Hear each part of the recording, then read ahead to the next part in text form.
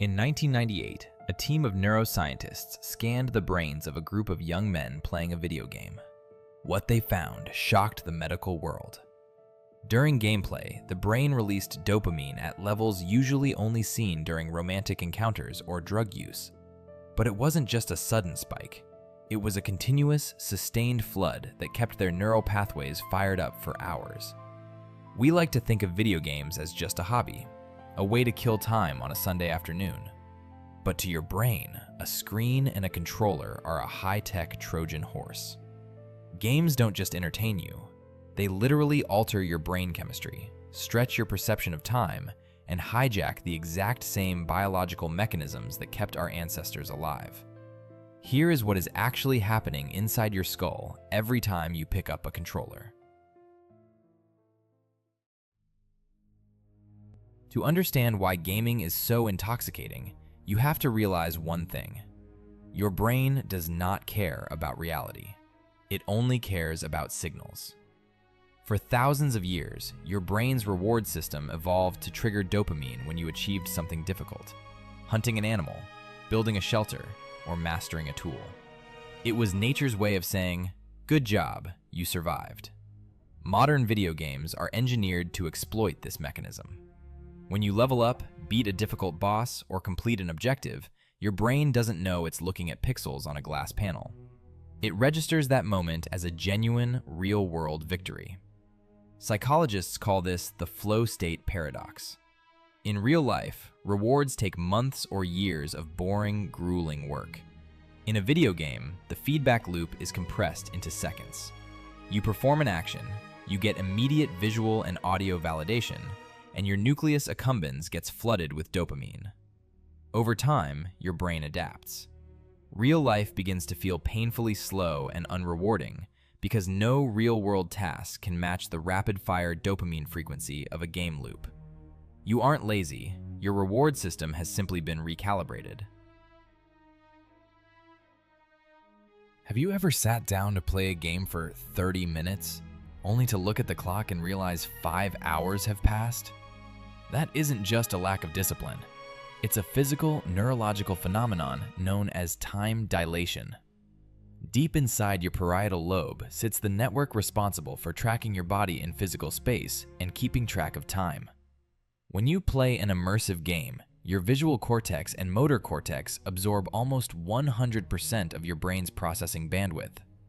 To process the dynamic lighting, spatial audio, and split-second mechanics, your brain has to borrow processing power from other regions. The first thing it dials down? Your internal clock and self-awareness. Neuroscientists call this hypofrontality, a temporary reduction of blood flow to the prefrontal cortex. It's the exact same state experienced by extreme athletes or deep meditators. Your ego fades away, your sense of time collapses, and for a few hours, your consciousness literally exists inside the virtual world. If gaming elevates our focus and rewards our brains, why does it so often turn people into stressed, angry versions of themselves? The answer lies in how games interact with your amygdala, the brain's emotional threat detector.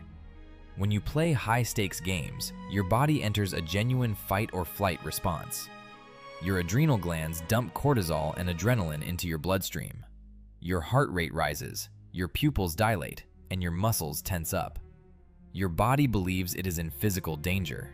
But because you are sitting still in a chair, you have no physical outlet to burn off that fight-or-flight energy. When a bad mechanic, a lag spike, or a bad teammate ruins your progress, that built-up stress has nowhere to go. The prefrontal cortex, the part of the brain responsible for impulse control, is already running on low battery from hours of intense focus. The result? An explosive emotional response. The rage you feel after a bad gaming session isn't childish drama. It's a physiological overload of unspent stress hormones. So, is all of this permanent?